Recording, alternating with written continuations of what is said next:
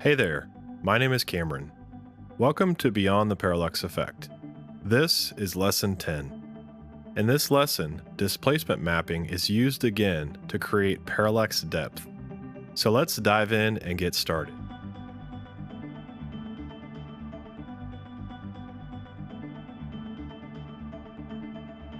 This lesson follows the same Photoshop principles as learned in Lesson 9.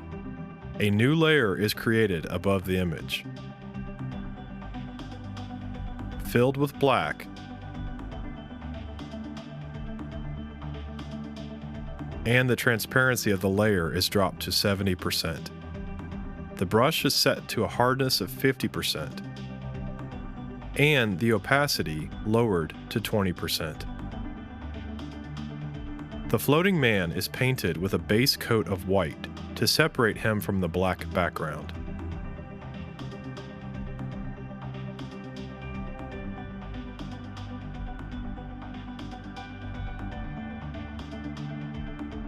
A second layer of white is painted on parts of the body that are closer to camera.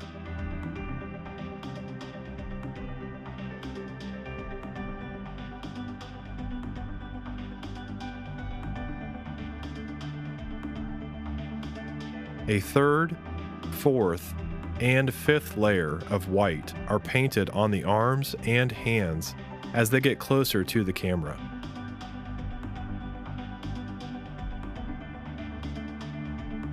The backhand is painted with a layer of black set to 10% opacity.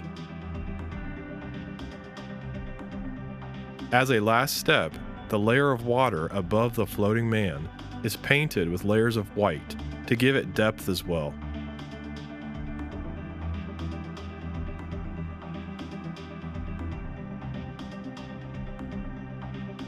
Finally, the painted layer is brought back to 100% opacity and saved. In After Effects, the layered comp is imported and opened. The depth layer is pre-composed and the displacement map effect is added to the background layer.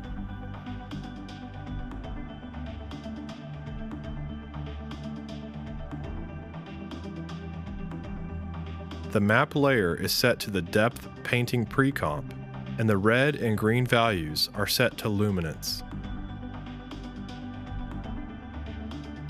The values are dropped to negative values, and keyframes are set.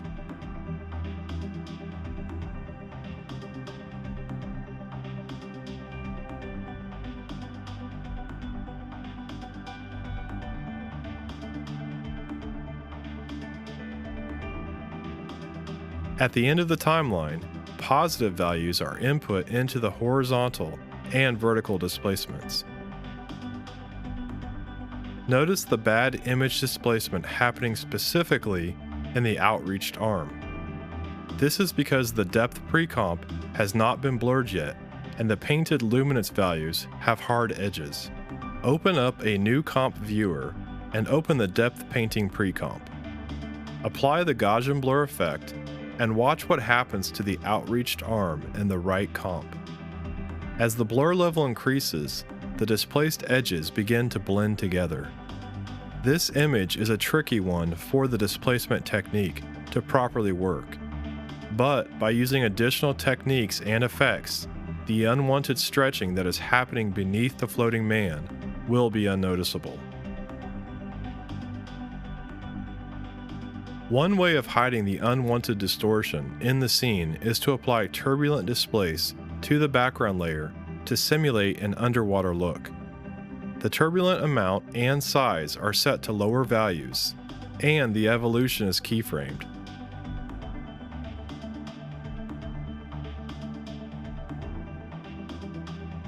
Already, some of the unwanted displacement is starting to be less noticeable.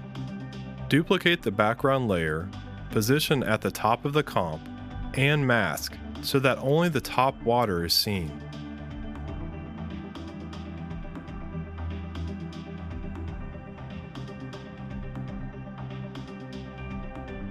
Feather vertically so that the top water layer blends with the bottom water layer.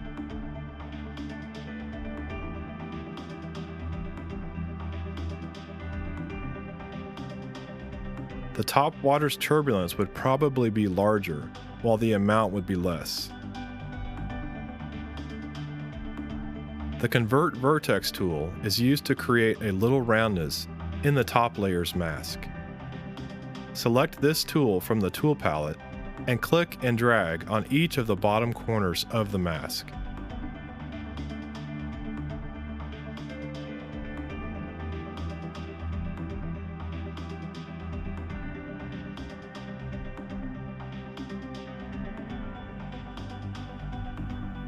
Create a new solid layer.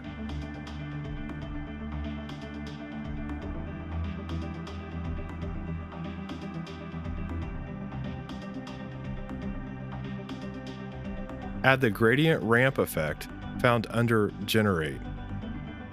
Drag the ramp start down so that the layer is close to half black, half white, and gray values in between.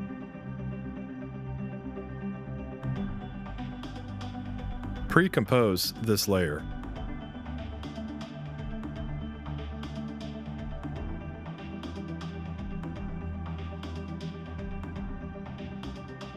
Add a new adjustment layer and apply the camera lens blur.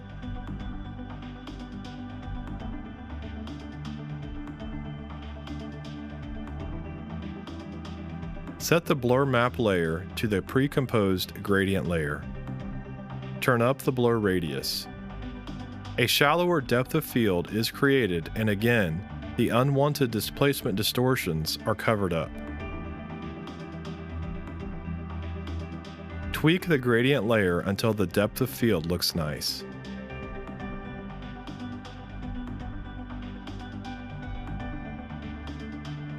Create a new spotlight with cast shadows enabled, shadow darkness at 100%, and shadow diffusion set to 0.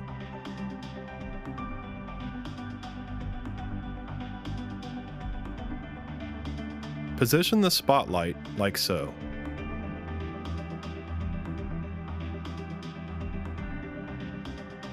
Keyframe and animate the point of interest so that the spotlight sweeps left to right on the x-axis.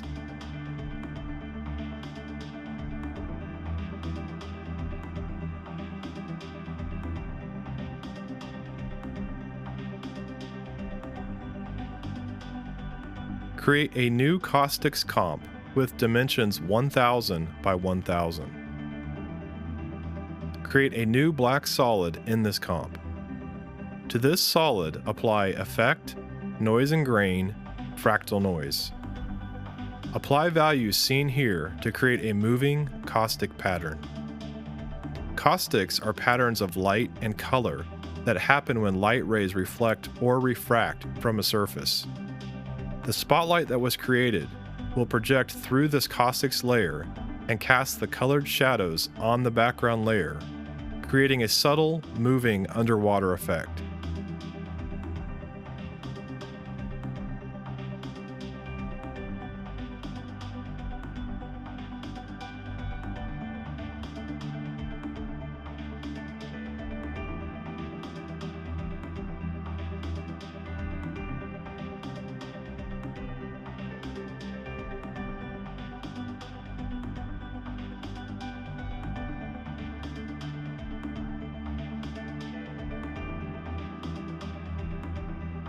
In the composite comp, make the caustics pre-comp 3D.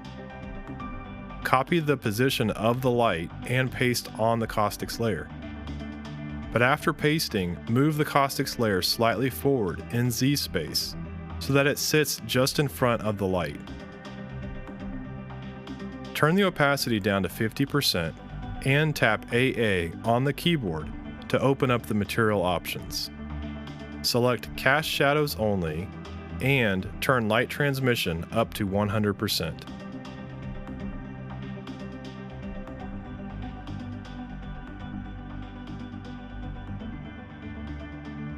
Import the included Bubble Photoshop file. Create a new comp with dimensions of 100 by 100. This will become the particle pre-comp. Scale the bubble layer down to fit into the comp. apply the turbulent displace effect. Turn the size down and animate the evolution to create the illusion of an underwater bubble.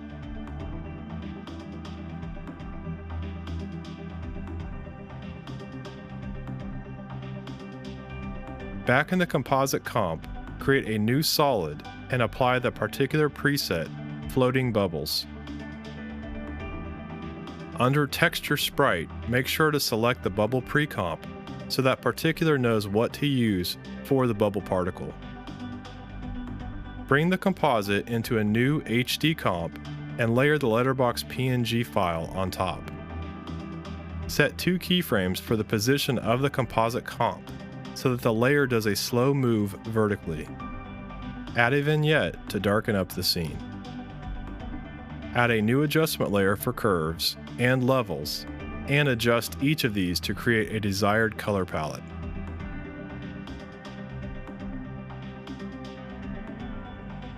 Hue and saturation was also added to drop the overall master saturation, but leave a greenish gray tint. Brightness and contrast was added with a wiggle expression plugged into the brightness value to create a flicker effect. The flicker effect has been a favorite in the Beyond the Parallax series.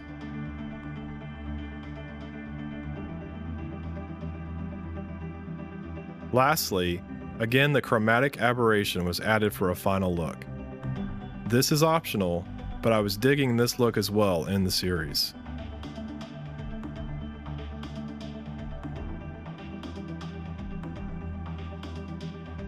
This wraps up Lesson 10 on the displacement technique. If used properly, this parallax effect has a lot of potential. Leave your comments below and let me know what you think of this lesson.